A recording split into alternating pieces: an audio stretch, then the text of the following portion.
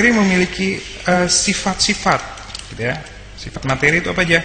Nah, ini berdasarkan beberapa klasifikasi. Yang pertama, klasifikasinya adalah berdasarkan jumlah materi. Nah, berdasarkan jumlah materi itu sifat materi dibagi menjadi dua. Ada yang sifat ekstensif dan ada sifat intensif. Nah, sifat ekstensif adalah sifat yang bergantung pada jumlah materi. Ya, oke, ini contohnya apa sih? Ya, contohnya massa dan volume. Nah, jadi massa volume ini bergantung dari jumlahnya. Biasanya kalau jumlahnya banyak, massanya bertambah. Jika dengan volume, kalau jumlah dari materi makin banyak, volumenya juga makin besar, gitu ya. Nah, sedangkan kalau intensif itu adalah sifat dari materi di mana sifat tersebut tidak bergantung, ya, tidak bergantung pada jumlah materi.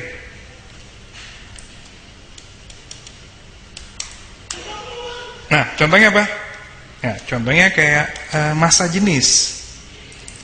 Jadi misalkan kalau massa jenis dari air murni, mau airnya cuma 1 mili atau 10 mili atau 1 liter, massa jenis dari air tetap yaitu 1 gram per mililiter atau 1000 kilogram per meter pangkat 3, gitu ya.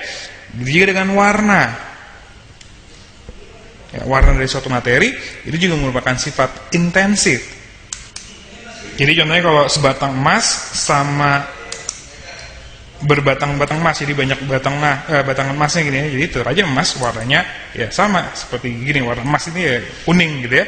Nah, jadi warna juga termasuk sifat intensif, artinya tidak bergantung dari jumlah materi. Lalu apa lagi? Nah, yang lainnya adalah sifat daya hantar listrik.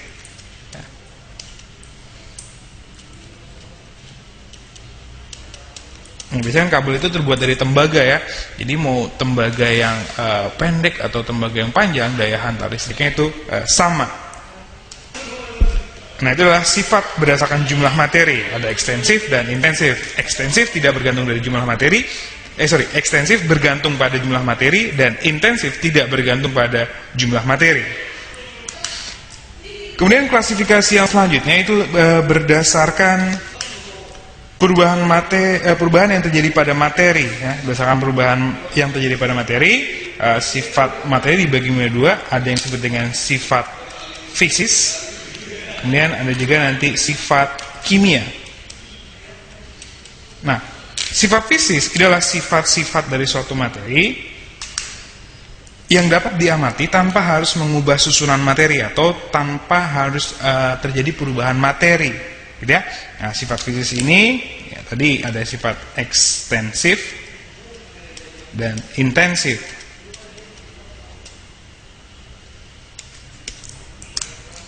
Yang ekstensif itu berarti yang bergantung pada jumlahnya itu massa, volume, kemudian besarnya kalor atau panas, gitu ya. Sedangkan intensif itu sifat-sifat yang tidak dipengaruhi oleh jumlahnya, yaitu apa? Bisa titik didih dari suatu zat, gitu ya. Kemudian titik leleh, terus kekerasan, ya, lalu apa? Lalu warna, ya. Kemudian tadi ada daya hantar listrik, ya. Itulah sifat fisis, itu dapat diamati tanpa harus mengubah susunan materi. Jadi kalau untuk massa dari suatu besi, ini nggak perlu besi berubah, kita udah tahu massanya berapa, gitu ya. Jadi dengan titik didih, tanpa diam besi berubah menjadi materi lain, kita bisa tahu titik didih dari suatu besi atau titik leleh dari besi. Nah, kemudian sifat kimia. Apa itu sifat kimia? Tadi kalau sifat fisis dia dapat diamati tanpa harus mengubah susunan materi. Sedangkan kalau sifat kimia, sifat ini dapat diamati kalau atau terjadi perubahan materi menjadi materi lain, ya. Contohnya apa? Ya, contohnya sifat karat besi, gitu ya. Jadi sifat karat dari besi, jadi besi sifatnya bisa mudah berkarat. Itu terjadi kalau besi sudah berubah menjadi materi lain ya. Jadi kalau misalnya ada besi berkarat, itu berarti besi sudah sudah mengalami perubahan materi. Yang tadinya besi berubah menjadi senyawa karat. Terus apa lagi? Proses pembusukan makanan.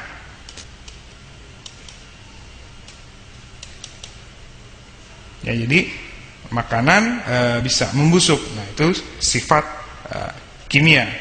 Lalu apa lagi? Lalu proses sifat pembakaran dari bahan bakar. Ya, jadi bahan bakar, misalkan bensin atau solar, gitu ya. Itu juga termasuk sifat kimia ya. Jadi sifat mudah terbakar dari bensin atau sifat mudah berkarat dari besi itu termasuk sifat kimia, yaitu dapat diamati apabila terjadi perubahan materi menjadi materi lain. Nah, sekarang apa manfaat dari sifat materi? Nah, dengan mengetahui sifat dari suatu materi, biasanya ini akan berguna untuk apa? Nah, berguna untuk identifikasi dari suatu materi, ya. Jadi sifat materi berfungsi atau berguna dalam mengidentifikasi dari suatu materi. Nah, contohnya gini, air murni. Nah, kita bisa tahu apakah air itu murni atau tidak. Itu dapat dikenali dari sifat-sifatnya. Jadi kalau air murni cukup diketahui dari sifat-sifat fisisnya, terutama sifat-sifat fisis yang intensif, karena sifat intensif tidak berpengaruh atau tidak dipengaruhi oleh jumlahnya, gitu ya. Contohnya apa? Contohnya kayak air murni itu pasti memiliki massa jenis atau rho-nya itu 1 gram per mililiter, atau kalau satuannya dalam kilogram per meter kubik, berarti dia 10 pangkat 3 atau 1000 apa?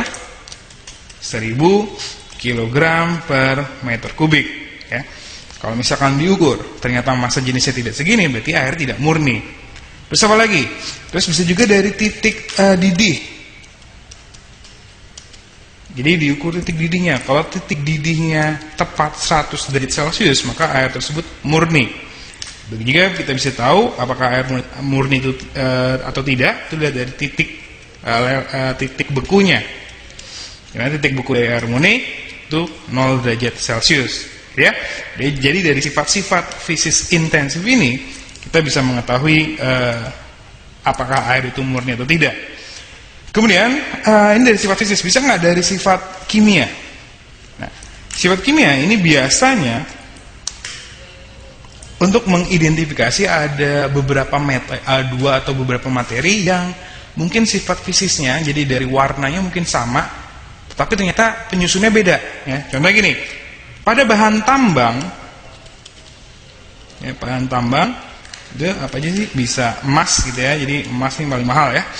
Kemudian dalam proses bahan tambang selain ada emas, itu juga ada juga yang warnanya sama dengan emas, yaitu besi pirit. Jadi antara emas dan besi pirit ini memiliki warna yang sama.